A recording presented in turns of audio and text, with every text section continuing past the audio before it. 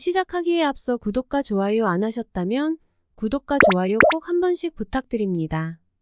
구독과 좋아요는 크리에이터에게 큰 힘이 됩니다. 제게 큰 힘을 주셔서 감사드리며 바로 시작합니다. 최근 손흥민 선수의 리버풀 이적설이 터지면서 크게 화제가 되고 있습니다. 영국 매체 이브닝 스탠다드가 보도하였고 국내에서도 보도되며 많은 팬들이 주목하고 있는데요. 자세한 내용 알아보겠습니다. 영국 매체 이브닝 스탠다드는 7일 리버풀이 손흥민을 영입하려고 움직이고 있다. 리버풀의 핵심 공격수였던 호베르투 피르미누와 재계약을 하지 않았다. 이에 따라 자연스럽게 손흥민의 자리를 만들었담라고 보도했다. 이어 피르미누가 지난 5일 사우디 프로리그의 알아흘리 구단으로 이적했다. 리버풀은 피르미누와 재계약하지 않았다. 그를 자유계약으로 보냈다. 그는 모하메드 살라, 사디오 마네과 함께 환상적인 호흡을 보여줬지만 이제 리버풀 구단은 살라만 남아있단라고 전했다. 그러면서 부이르겐 클롭 리버풀 감독이 손흥민을 영입해 살라와 손흥민을 득점 1위 듀오로 만들려고 한다. 클롭 감독이 손흥민을 영입하려는 의지가 강하다. 다니엘 레비 토트넘 회장도 이적료로 6천만 유로 약 857억 원만 제시하면 손흥민의 이적을 허용한다는 결심을 굳혔다. 이미 리버풀은 그의 이적료로 6천만 유로 준비를 끝마쳤다. 이제 손흥민의 선택만 남았담라고 말했다. 손흥민의 주 위치는 좌측 윙어이며 중앙으로 이동해 연계하거나 직접 슈팅을 가져가는 플레이를 선호한다. 상황에 따라서는 오른쪽이나 중앙 공격수, 세컨드 스트라이커 위치도 가능하다. 그의 장점은 수비 뒷공간을 파고들 수 있는 속도와 가속도, 양발을 활용한 강하고 정교한 슈팅이다.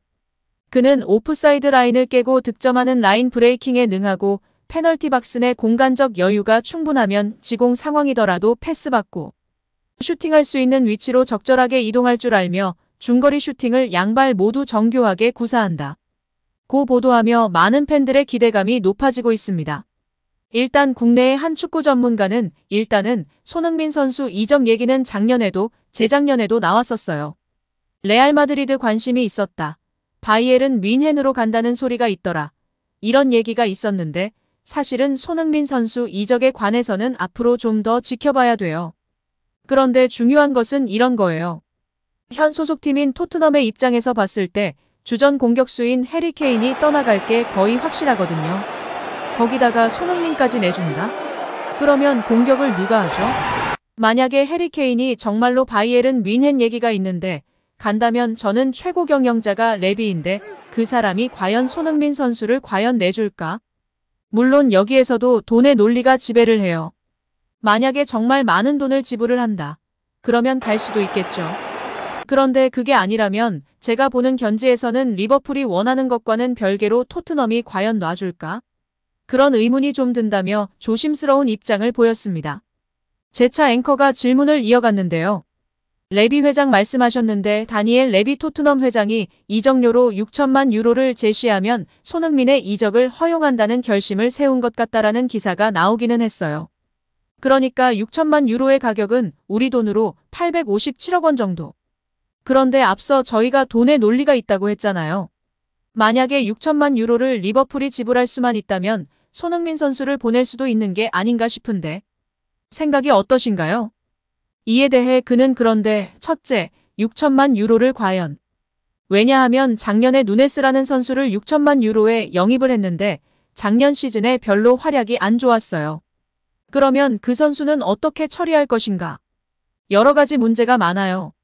물론 리버풀로 간다고 한다면 지금보다는 손흥민 선수가 더 좋은 여건에서 공격을 더 할 수 있겠고 이집트 출신의 살라라는 공격수와 좋은 호흡을 맞출 수는 있겠는데 어쨌든 리버풀이 원하는 건 맞는 것 같은데 아까 말씀하셨듯이 돈의 논리가 지배하는 프로 세계이니까 이적료가 맞으면 갈 수는 있겠는데 모르겠습니다.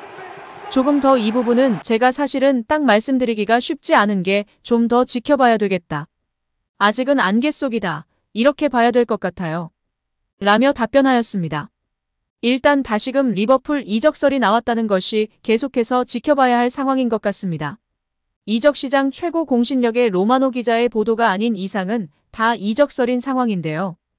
일단 이적설이라도 나와야지 어떠한 결과가 도출될 수 있으니 주의 깊게 지켜봐야 하지 않을까 싶습니다.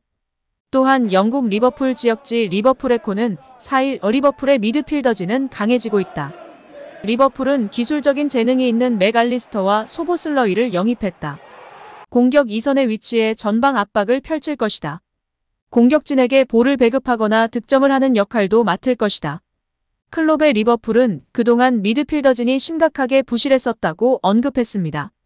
특히 지난 시즌 소보슬러이는 경기당 평균 10.8를 뛰었고 90분당 스프린트 31.7회를 기록했다.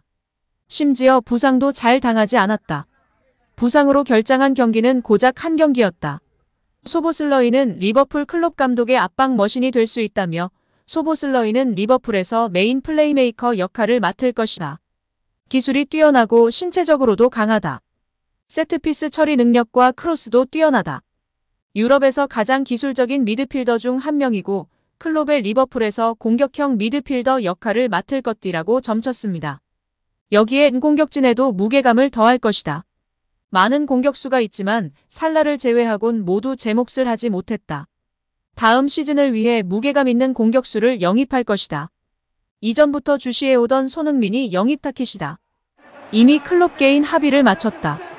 이제 가장 큰 관문 레비 회장과의 협상 테이블에 앉아야 할 것이다. 라고 보도했습니다. 여기에 풋볼 런던에서도 클롭은 2013년 도르트문트 시절부터 손흥민을 예의주시해왔다. 그를 영입하기 직전까지 갔으나 그는 결국 토트넘으로 향하였다. 그리고도 그를 주시해왔고 2021년 영입 프로젝트를 가동하려 했으나 토트넘이 극적으로 챔스에 진출하며 그마저도 무산되었다. 이제 대대적인 리빌딩 중인 리버풀에 새 힘을 불어넣어줄 검증된 공격수가 필요한 시점이다. 5명의 공격수가 있으나 제대로 된 몸값과 값어치를 한 공격수는 살라 이외에 없다. 다시금 리그 우승과 챔스 우승에 도전하려는 리버풀에겐 검증된 월드클래스 공격수 영입이 필수이다. 클롭은 구단 이사회에 2023년 8월까지 토트넘의 손흥민을 영입해 달라고 요청하였다. 현재 아르헨티나의 핵심 멤버 맥알리스터와 걸출한 전천 후 미드필더 소보슬러이까지 영입하며 1,591억 원을 사용하였다. 리버풀의 이적 시장은 순조롭게 진행되고 있으며 앞으로도 많은 빅사이닝이 있을 예정이다. 그중 하나도 손흥민이다. 라고 보도하며 리버풀 팬들의 기대감이 높은 상황입니다. 과연 손흥민을 애정하던 클롭 감독과 드디어 만날 수 있을까요? 챔스 진출을 하지 못한 것이 아쉬운 리버풀이지만 새롭게 바뀐 중원과의 호흡이 기대되는 상황입니다. 손흥민 선수의 탈트넘을 기대하고 응원합니다. 오늘 영상은 여기까지입니다. 우리 구독자분들의 생각은 어떠신지 궁금합니다. 댓글로 의견을 남겨주시면 감사하겠습니다. 끝까지 시청해주셔서 감사드리며 다음에도 더 좋은 영상으로 찾아뵙도록 하겠습니다.